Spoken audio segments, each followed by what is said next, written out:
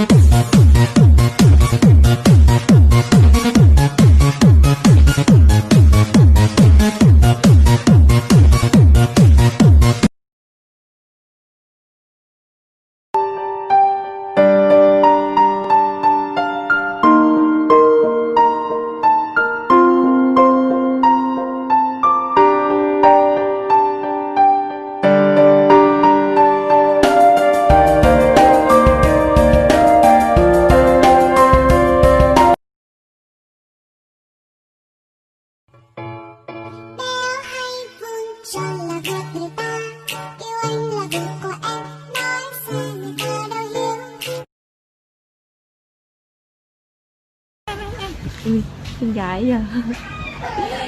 Em thì dân tộc gì đây? Em là dân tộc Mông. Dân tộc Mông. Em năm nay bao nhiêu tuổi rồi? Em 16 tuổi. Chồng chưa em ơi? Mẹ em nói là năm nay chưa lấy chồng là bị ế rồi.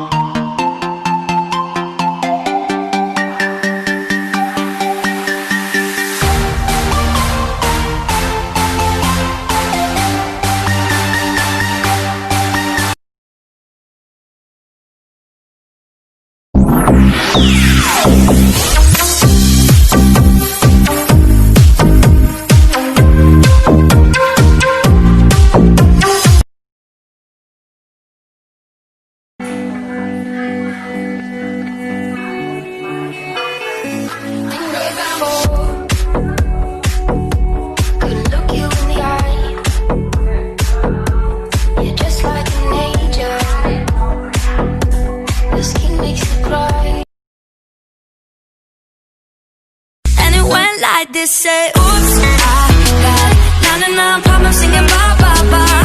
Hold up, if you wanna go and take a ride with me, better hit me, baby, one more time.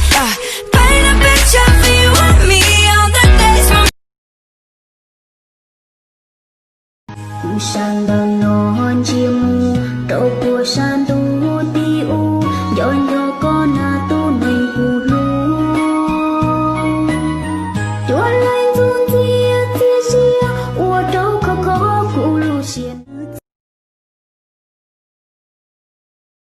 멈춘 시간 속 잠든 너를 찾아가 아무리 막아도 결국 너의 곁인 걸 길고 긴 여행을 끝내 이젠 돌아가 너라는 집으로 지금 다시 way back home